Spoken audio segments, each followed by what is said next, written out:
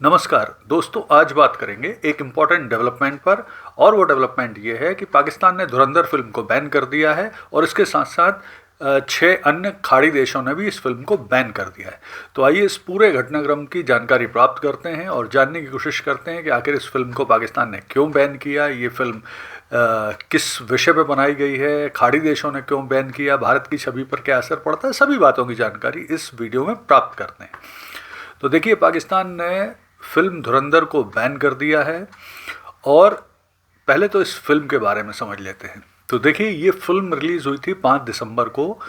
निर्देशक आदित्य धर की ये फिल्म है और आदित्य धर ने इससे पहले वर्ष 2019 में उरी द सर्जिकल स्ट्राइक नाम की फिल्म बनाई थी। वो भी बहुत ही चर्चित, पॉपुलर और हिट फिल्म थी और उसके लिए आदित्य धर को नेशनल अवार्ड भी मिला था।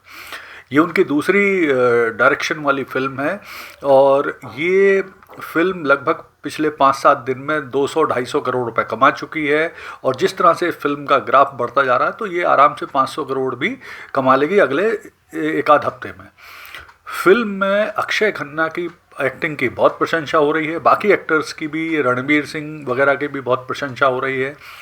फिल्म का जो सब्जेक्ट है विशेष तौर पे, अच्छा यहाँ पर एक चीज़ ध्यान रखना भी आवश्यक है कि फिल्म की लंबाई 3 घंटे से भी ज़्यादा है, लेकिन ये फिल्म की इंटरटेनमेंट वैल्यू इतनी ज़्यादा है कि लोग उस 3-3.5 घंटे की फिल्म को भी देख रहे हैं। जबकि इस फिल्म को सच्ची घटनाओं से प्रेरित बताया गया है। इसमें कई नाम एज इट इज़ रखे गए हैं। ये न्यूज़, डॉक्यूमेंट्री और इंटरटेनमेंट के एक नए जोनर में एक बनाई गई फिल्म है। इसके बाद भी ये काफ़ी तेज़ गति से पॉपुलर हो रही है। फिल्म का सब्जेक्ट मैटर क्या है? तो फिल्म बेसिकली जो खुफिया एजेंसियों के काम करने का तरीका है, गुप्त ऑपरेशन चलाए जाते हैं किस तरह से, आईएसआई कैसे ऑपरेशन चलाती है, धर्म आतंकवादियों का मेल किस तरह से होता है, पाक की आंतरिक गंदी राजनीति किस तरह से, इन सभी बातों पे फोकस किया गया है इस फिल्म में। इसके अलावा इस फिल्म को जो चर्चित बनाती हैं घटनाएं, पहले उनकी बात कर लेते हैं। तो इस फिल्म में वर्ष 1999 का जो कंधार हाईजैक हुआ था इंडियन एयरलाइंस के प्लेन 814 का, और जिसे कंधार ले जाया गया था, उसके बारे में जानकारी दी गई है। भारतीय संसद में 2001 में जो आतंकवादियों ने अटैक किया था उसकी जानकारी है। इसके अलावा जो 2008 में 26/11 का मुंबई अटैक हुआ था उसकी जानकारी दी गई है। किस तरह से भारत में फेक करेंसी चलाई जाती हैं, पाकिस्तान की आईएसआई कैसे इसमें इन्वॉल्व होती है, भारतीय कुछ लोगों के सपोर्ट से कैसे ये किया जाता है, पाकिस्तान का जो कराची क्षेत्र का लियारी क्षेत्र है वहाँ पे किस तरह से गैंग वॉर्स होते हैं उसकी जानकारी है। पाकिस्तान की जो गंदी राजनीति है उसमें आंतरिक राजनीति किस तरह से होती है, गंदी राजनीति किस तरह से होती है, वो सब बताया गया। इसके अलावा किस तरह से पाकिस्तान की सेना, आईएसआई भारत विरोधी गतिविधियाँ करती है, आतंकवाद का इस्तेमाल धर्म के नाम पर कैसे करती है, तो ये सब जानकारियाँ इस फिल्म में दी गई हैं, जिसके कारण ये बहुत चर्चित बनाती। अब पाकिस्तान क्यों डरा, क्यों बैन की? तो सबसे पहली बात तो यह है कि पाकिस्तान को लगता है, सरकार को, कि ये एक एंटी पाकिस्तान फिल्म है जो पाकिस्तान की नेगेटिव छवि बनाती है। इसके अलावा पाकिस्तान को आतंकवाद का सोर्स दिखाया गया है। इसमें सीमा पार आतंकी गतिविधियों में किस तरह से आईएसआई शामिल है ये दिखाया गया है। भारत विरोधी साजिशें कैसे की जाती हैं, कैसे उसमें लोगों का इस्तेमाल करते हैं, तो ये सब बातों की जानकारी दी गई, जिससे पाकिस्तान सरकार को लगता है कि उससे उनकी सेना की, देश की नेगेटिव छवि बनती है, इसलिए उसे बैन किया गया। अब गल्फ़ देशों ने बैन क्यों किया वो भी जल्दी से समझ लेते हैं। तो देखिए, गल्फ़ के जो 6 प्रमुख देश हैं, जिनमें यूएई है, सऊदी अरब है, बहरीन है, कुवैत है, ओमान है, कतर है, इन्होंने इस फिल्म को बैन किया हुआ।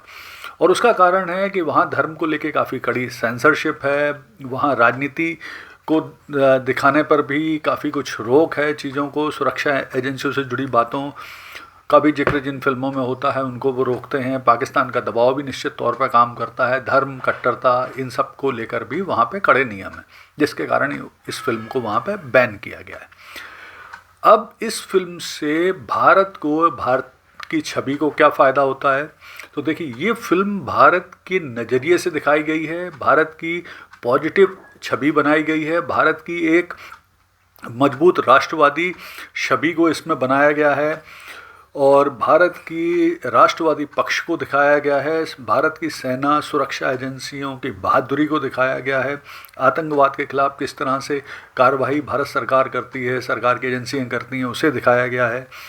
भारत के सॉफ्ट पावर को पूरी दुनिया में बढ़ाने का काम भी ये फिल्म कर रही है।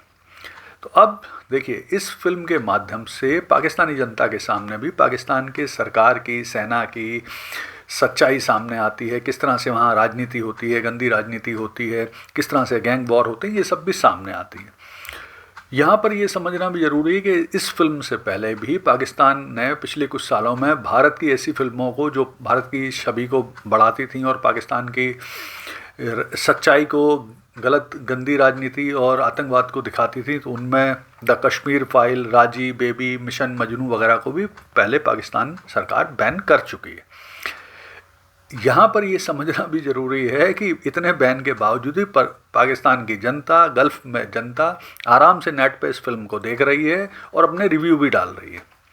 तो कुल मिलाकर अगर हम बात करें तो ये एक ऐसी फिल्म है जो भारत के सॉफ्ट पावर को बढ़ाती है, भारत की मजबूत छवि को दिखाती है, राष्ट्रवादी छवि को दिखाती है, भारतीय एजेंसियों के काम करने को तरीके को दिखाती है और पाकिस्तान की सच्चाई को पूरी दुनिया के सामने लाती है। किस तरह से पाकिस्तान की आंतरिक गंदी राजनीति होती है, सेना और जो ISI है वो आतंकवादी गतिविधियों में लिप्त है, किस तरह से धर्म का इस्तेमाल करती है, ये सब सच्चाइयों को बताने का काम करती है।